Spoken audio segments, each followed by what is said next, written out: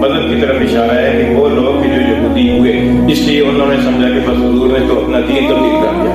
اللہ تعالیٰ نے جہاں پر نسل بنی اسرائیل کا تذکرہ فرمایا، وہاں پر بنی اسرائیل کا لقب ارشاد فرمایا۔ اللہ تعالیٰ کی طرف سے ان کی پر ذلت اور مسکنت کی چھاپ لگا دی گئی۔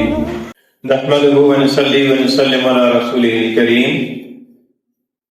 اعوذ باللہ من الشیطان الرجیم، بسم اللہ الرحمن الرحیم۔ ان الذين آمنوا والذين هادوا والنصارى والصابئين من آمن بالله واليوم الآخر وعمل صالحا فلهم أجرهم عند ربهم ولا خوف عليهم ولا هم يحزنون۔ صدق الله العلي العظيم۔ ان الذين آمنوا، یقیناً جو لوگ ایمان لائے، والذین ہادوا، اور جو لوگ یہودی ہوئے، والنصارى، اور نصارہ، والصابئین، اور صابی، من آمن باللہ، جو ایمان لایا اللہ پر، والیوم الآخر، اور آخرت کے دن پر، وعمل صالحا، اور اس نے نیک عمل کیا، فلہم اجرہم عند ربہم، سو ان کے لیے ان کا اجر ہے ان کے رب کے ہاں، ولا خوف علیہم، اور نہ خوف ہوگا ان پر، ولا ہم یحزنون، اور نہ وہ غمگین ہوں گے۔ پچھلی آیت کریمہ میں اس بات کا بیان ہوا کہ بنی اسرائیل کی بعض شرارتوں اور نافرمانیوں کی وجہ سے اللہ تعالیٰ کی طرف سے ان کی پر ذلت اور مسکنت کی چھاپ لگا دی گئی اور وہ اللہ کے غضب کا شکار ہوئے۔ اس بات کی وجہ سے کسی آدمی کو جو یہودی مذہب پر ہو، اسے یہ مایوسی ہو سکتی ہے کہ جب ہماری اوپر ٹھپا لگ گیا ہے ذلت اور مسکنت کا، تو اب ہمارے لیے ایمان کا یا نجات کا کوئی راستہ نہیں رہا۔ اس مایوسی کی کیفیت کو ختم کرنے کے لیے اس آیت کریمہ کے اندر اللہ تعالیٰ نے عمومی طور پر ایک بات ارشاد فرمائی ہے کہ قطع نظر اس سے کہ پہلے آدمی کس دین پر ہو، خواہ یہودی ہو یا نصرانی ہو، اگر وہ ایمان لے آئے اللہ پر اور قیامت کے دن پر اور نیک عمل کرے گا تو اس کے لیے نجات کا راستہ کھلا ہے، وہ مومن بن سکتا ہے اور وہ اللہ تعالیٰ کے یہاں کامیاب ہو سکتا ہے۔ اور دوسری بات یہ ہے کہ پچھلی آیات کریمہ میں بنی اسرائیل کی پر ہونے والے انعامات کا بیان تھا، اور ان انعامات کی بنیاد پر پہلے سے بھی بنی اسرائیل والوں کا یہ ایک نظریہ تھا کہ وہ یہ کہتے تھے، آگے آیت آ جائے گی کہ وَقَالُوا لَن يَدْخُلَ الْجَنَّةَ إِلَّا مَنْ كَانَ هُودًا أَوْ نَصَارَىٰ، کہ جنت کے اندر تو بس وہی داخل ہوگا جو یہودی یا نصرانی ہوگا، اور تو کوئی ہوگا ہی نہیں۔ یعنی وہ اپنے باطل ظلم کے مطابق یہ سمجھتے تھے کہ جنت کے تو ہم اصلی حقدار ہم ہی ہیں، ہم ہی جنت میں جائیں گے، ہمارے علاوہ تو کوئی جنت میں جا ہی نہیں سکتا، کیونکہ ان کا کہنا یہ تھا کہ نحن ابناء اللہ واحباؤہ، ہم اللہ کے بیٹے ہیں اور اللہ کے محبوب ہیں، اللہ کی پیغمبروں کی اولاد ہیں، ہماری نسل کے اندر کثرت کے ساتھ انبیاء آئے ہیں، لہذا جنت کے حقدار ہم ہی ہیں۔ اللہ تعالیٰ نے اس آیت کریمہ کے اندر ان کے اس باطل گمان کی تردید فرمائی، فرمایا کہ جنت کی پر کسی نسل کا یا کسی قوم کا کوئی حق نہیں ہے، اور جنت کے اندر جانے کے لیے ایمان اور عمل صالح شرط ہے۔ جس نسل کا بھی، جس رنگ کا بھی، جس علاقے کا بھی جو آدمی بھی ایمان لائے گا اور نیک عمل کرے گا، اللہ کے فضل و کرم سے وہ جنت میں جائے گا۔ اس لیے یہاں پر اللہ تعالیٰ نے اس چیز کی وضاحت ارشاد فرمائی۔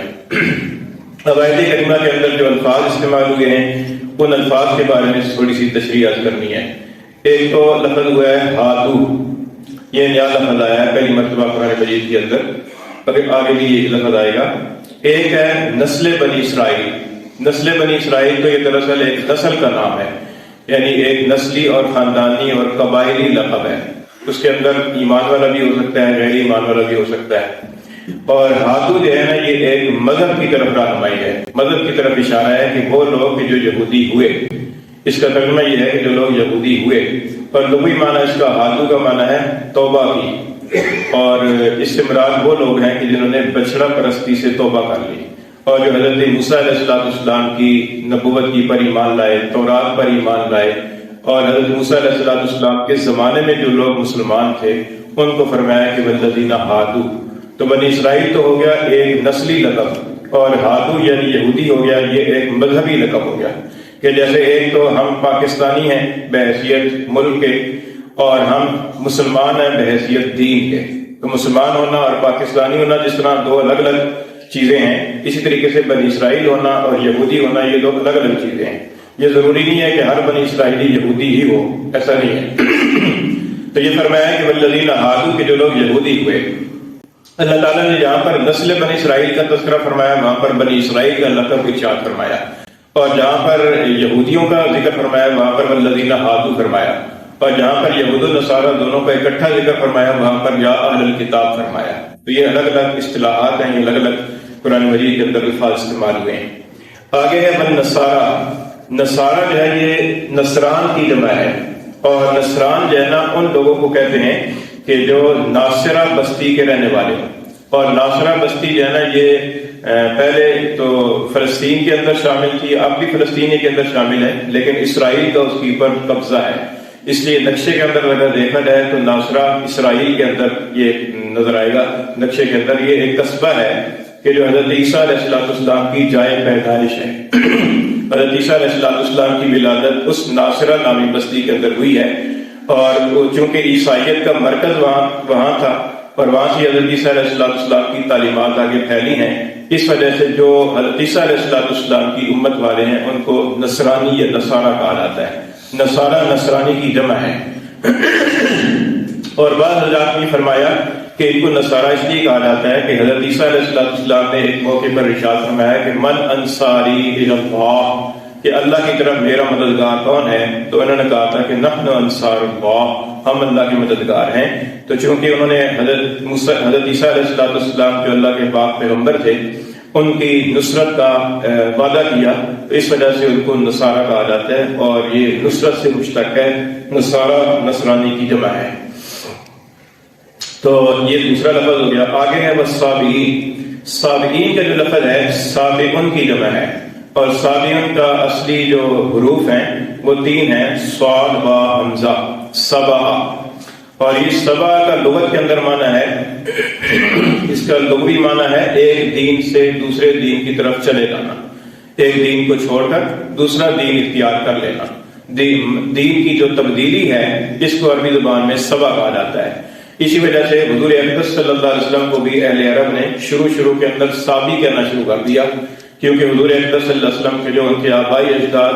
کا جو دین تھا اس دین کے برخلاف اسلام کی دعوت دی، اس لیے انہوں نے سمجھا کہ بس حضور نے تو اپنا دین تبدیل کر دیا، اس لیے حضور کو اور حضور کی پر ایمان لانے والوں کو شروع کے اندر اہل عرب نے سابی کہا۔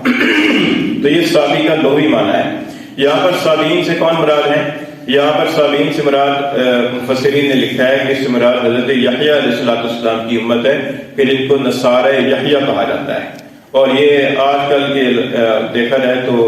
عراق کی سرحدی علاقے کے اندر بہت کم تعداد کے اندر یہ لوگ پائے جاتے ہیں، اور ان کا اللہ کی توحید کی پر بھی ایمان تھا، توحید کے قائل تھے، اور اپنے آپ کو حضرت یحییٰ علیہ السلام کی طرف منسوب کرتے ہیں، اور اس کے ساتھ ساتھ تورات کی پر عمل کرتے ہیں اور آخرت کی پر بھی ایمان رکھتے ہیں،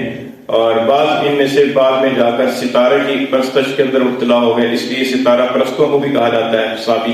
اور بعض ان میں سے آگے چل کر آتش پرست ہو گئے، اس لیے ان کو مجوسی بھی کہا جاتا ہے۔ تو یہ بھی بعضوں کے نزدیک تو اہل کتاب میں شامل ہیں۔ حضرت عمر رضی اللہ تعالیٰ نے اپنے زمانے کے اندر ان کو اہل کتاب فرمایا، اور حضرت عبداللہ بن مسعود رضی اللہ تعالیٰ کی طرف بھی یہ بات منسوب ہے، حضرت امام ابو حنیفہ رحمۃ اللہ علیہ کی طرف بھی یہ بات منسوب ہے، کیونکہ امام صاحب رحمۃ اللہ علیہ بھی عراق کے رہنے والے تھے، تو ان حضرات نے فرمایا کہ یہ اہل کتاب میں شامل ہے۔ اور بعد میں چونکہ ان کے اندر عقائد کا بگاڑ بھی پیدا ہوا اور دوسری چیزوں کی بھی پرستش آ گئی، اس لیے بعض والوں نے کو ستارہ پرست کسی نے لکھا، کسی نے آتش پرست لکھا، اور کسی نے لکھا کہ یہ فرشتوں کی پوجا پاٹ کرنے والے ہیں، مختلف طرح کی ان کی توجیہات ہیں۔ تو یہ سابی ایک گروہ ہے، اور یہ دنیا کے اندر بہت کم تعداد کے اندر پائے جاتے ہیں۔ تو اللہ تعالیٰ نے فرمایا کہ جو لوگ ایمان لائے، اور کوئی خواہ وہ ایمان والے ہوں جیسے مسلمان، خواہ وہ یہودی ہوں، خواہ وہ نصرانی ہوں، خواہ وہ سابی ہوں، خواہ وہ مشرک ہوں، کوئی بھی ہوں، من آمن باللہ والیوم الآخر، جو بھی اللہ پر اور آخرت کے دن پر ایمان لائے گا، یعنی جس کے اندر بھی ایمان ہوگا، وعمل صالحا، اور اس کا کردار صحیح ہوگا، شریعت کے مطابق اس کا کردار ہوگا، تو فرمایا کہ ایسے لوگوں کو کوئی خوف نہیں ہوگا، ان کا اجر ان کے رب کے ہاں ہوگا، ان کی پر کوئی خوف بھی نہیں ہوگا اور وہ کوئی غمگین بھی نہیں ہوگے۔ خوف اور حزن یہ دو لفظ قرآن مجید کے اندر استعمال ہوتے ہیں، تقریباً اسی وہ تعبیر کے ساتھ استعمال ہوتے ہیں، لا خوف علیہم ولا هم يحزنون، یہ کئی آیات کریمہ کے اندر آپ کو ملے گا۔ تو خوف اور حزن کے بارے میں تھوڑی سی وضاحت ہو جائے۔ خوف کہتے ہیں آئندہ کسی بری چیز اور ناگوار چیز کے پیش آنے کا خطرہ اور دھڑکا، یعنی آئندہ زمانے کے اندر کوئی کسی چیز کے پیش آنے کا خطرہ ہو کہ کہیں ایسا نہ ہو جائے، کہیں ایسا نہ ہو جائے، اس کو کہتے ہیں خوف۔ اور غم کہتے ہیں، حزن کہتے ہیں کہ ماضی کے اندر کوئی ایسا واقعہ پیش آیا تھا کہ جس کی وجہ سے انسان کے دل کے اندر پریشانی اور بے چینی پیدا ہو جاتی ہے، اس کو کہتے ہیں حزن۔ اور اس کی مثال یہ ہے کہ جیسے کوئی آدمی مریض ہے، سخت مریض ہے، اب اس مریض کے علاج چل رہا ہے، لیکن اس کے بارے میں اس کے متعلقین کے دل میں دھڑکا لگا ہوا ہے کہ پتہ نہیں یہ کہیں فوت نہ ہو جائے، پتہ نہیں زندہ بچتا ہے نہیں بچتا، یہ خوف ہے۔ اور جب وہ فوت ہو جائے تو فوت ہو جانے کی پر جو بے چینی یا اداسی کی کیفیت دل میں پیدا ہوتی ہے، اس کو حزن کہتے ہیں۔ تو اللہ تعالیٰ نے فرمایا کہ ایسے لوگوں کی پر نہ خوف ہوگا اور نہ وہ غمگین ہوں گے۔ اچھا، خوف نہیں ہوگا یعنی قیامت کے دن جنت کے اندر جانے کے بعد انہیں یہ خوف نہیں ہوگا کہ کہیں ہمیں جنت سے نکال نہ دیا جائے، یہ دھڑکا ان کو نہیں ہوگا، کیونکہ خالدین فیہا، ہمیشہ وہ رہیں گے۔ اور حزن سے مراد یہ ہے کہ دنیا کے اندر جو ان کی پر مصیبتیں آتی رہی ہیں، ان مصیبتوں کے اول تو وہ یاد نہیں آئے گی، اور اگر یاد آئے تو ان کی وجہ سے کوئی حزن اور کوئی غم ان کو لاحق نہیں ہوگا، بلکہ وہ ساری دنیا کے مصائب کو بھول چکے ہوں گے۔ تو یہ فرمایا کہ ان کی پر خوف بھی نہیں ہوگا اور ان کی پر حزن بھی نہیں ہوگا۔ یہ تو ہو گیا اس آیت کریمہ کی تشریح۔ اب اس آیت کریمہ سے ایک شبہ پیدا ہوتا ہے، اور بعض ملحد لوگ اس کو غلط طریقے سے پیش کر کے دلوں کے اندر شک پیدا کرنے کی کوشش کرتے ہیں، اور وہ یہ کہ اللہ تعالیٰ نے یہاں پر صرف اللہ پر اور آخرت کے دن پر ایمان لانے کا ذکر کیا ہے، تو لہذا وہ یہ کہتے ہیں کہ بس اللہ پر ایمان لیں یا آخرت کے دن پر ایمان لیں، باقی نہ کسی کتاب پر ایمان لانے کی ضرورت ہے نہ رسولوں پر ایمان لانے کی ضرورت ہے، بس وہ آدمی کامیاب ہو گیا، کیونکہ یہاں پر دو ہی چیزوں کا ذکر ہے۔ تو اس کے بارے میں یہ سمجھ لیا جائے کہ سب سے پہلے تو اس آیت کریمہ میں غور کیا جائے، اس آیت کریمہ کے اوپر ہمارا ایمان ہے کہ یہ قرآن مجید کی آیت ہے۔ اب یہ ایمان ہمارا کیسے ہوا؟ کیونکہ قرآن مجید کی کوئی آیت کریمہ بھی ہم پر تو نازل نہیں ہوئی۔ قرآن مجید کی آیت کا کہ یہ قرآن مجید کی آیت ہے، اس کا علم ہی ہمیں رسول سے ہوا ہے، کیونکہ وہی تو رسول پر آتی ہے نا۔ تو سب سے پہلے تو رسول پر ایمان ہوگا تو پھر اس آیت پر ایمان ہوگا۔ اس کا مطلب یہ ہوا کہ یہ ان کا کہنا کہ رسول پر ایمان لانے کی ضرورت نہیں ہے، ان کی خواہ مخواہ کی ہے، حجت بازی ہے۔ اصل یہ ہے کہ پہلے اللہ کے رسول پر ایمان ہوگا تو پھر قرآن پر ایمان ہوگا، کیونکہ قرآن تو اللہ کے رسول پر نازل ہوا ہے اور اللہ کے رسول نے لوگوں کو پڑھ کر سنایا ہے کہ یہ اللہ کا کلام ہے، تو تبھی تو ایمان ہوا۔ اس لیے رسول پر ایمان لانا تو بہرحال اس کے اندر ضروری ہوا۔ اور پھر یہ ہے کہ جب رسول بھی پر ایمان ہو گیا تو رسول کی ساری تعلیمات پر ایمان لانا ضروری ہے، اور رسول کی تعلیمات کے اندر فرشتوں پر ایمان لانا بھی ہے، کتابوں پر ایمان لانا بھی ہے، قیامت کے دن پر ایمان لانا بھی ہے، تقدیر پر ایمان لانا بھی ہے، اور اسی طریقے سے اور جو حقائق رسولوں نے بیان کیے ہیں ان سارے حقائق کی پر ایمان لانا ضروری ہے۔ تو لہذا کسی کا یہ کہنا کہ اس آیت کریمہ کے اندر صرف دو چیزوں کا ذکر ہے، باقی کسی چیز پر ایمان لانا ضروری ہے ہی نہیں، تو یہ خواہ مخواہ کا ایک دھوکہ اور مغالطہ ہے۔ دوسری بات یہ ہے کہ یہاں اس آیت کریمہ کے اندر اللہ تعالیٰ نے ایمان کا صرف ایک حوالہ دیا ہے، اور ایک عنوان کے طور پر اللہ تعالیٰ نے ذکر فرمایا۔ جن چیزوں پر ایمان لانا ضروری ہے ان ساری چیزوں کو اللہ تعالیٰ نے یہاں پر بیان نہیں فرمایا، کیونکہ یہاں پر تو تب ہوتا نا کہ ساری چیزیں جن پر ایمان لانا ضروری ہے اللہ تعالیٰ نے ساری گنوا دی اور اس میں صرف رسولوں کے ایمان کا ذکر نہ ہوتا، پھر یہ بات بنتی۔ دوسری جگہ پر سورہ بقرہ کے آخر میں ایک آیت ہے کہ جس میں اللہ تعالیٰ نے ان چیزوں کا ذکر فرمایا کہ آمن الرسول بما انزل الیہ من ربہ والمؤمنون کل آمن باللہ وملائکتہ وکتبہ ورسلہ لا نفرق بین احد من رسلہ۔ فرمایا کہ ہر ایک ایمان لایا اللہ پر اور اس کی کتابوں پر، اس کے فرشتوں پر اور اس کے رسولوں پر، اور کسی رسول کے اندر ہم تفریق نہیں کرتے کہ کسی رسول پر ایمان لائیں اور کسی پر نہ لائیں، ہم یہ تفریق نہیں کرتے، سارے رسولوں پر ایمان ہے۔ تو جہاں پر ایمان لانے والی چیزوں کا بیان ہے وہاں پر رسولوں پر ایمان لانے کا بھی ذکر ہے، فرشتوں کا ایمان لانے کا ذکر ہے، قیامت کے دن کا بھی ہے اور کتابوں کا بھی ذکر ہے۔ یہاں پر صرف اجمالی طور پر اللہ تعالیٰ نے عنوان ذکر فرمایا ہے کہ یہ عنوان ہے، اس عنوان کے تحت میں جو آدمی ایمان والا ہوگا وہ ایسا ایسا ہوگا۔ یہ ایسی ہے کہ جیسے بعض حدیث کے اندر آتا ہے کہ جس نے لا الہ الا اللہ کہا تو بس وہ کامیاب ہو گیا، اور ایک حدیث میں آتا ہے کہ من کان آخر کلامہ لا الہ الا اللہ دخل الجنہ، یہ جس آدمی کا آخری کلام لا الہ الا اللہ ہوگا تو وہ جنت میں داخل ہوگا۔ تو مراد صرف یہ نہیں کہ لا الہ الا اللہ، بلکہ وہ تو ایک اجمالی عنوان ہے، مراد یہ ہے کہ پورے دین اسلام کا وہ قائل ہوا تو وہ آدمی جو ہے نا وہ جنت کے اندر جائے گا۔ تو یہاں پر بھی اس سے مراد یہ ہے،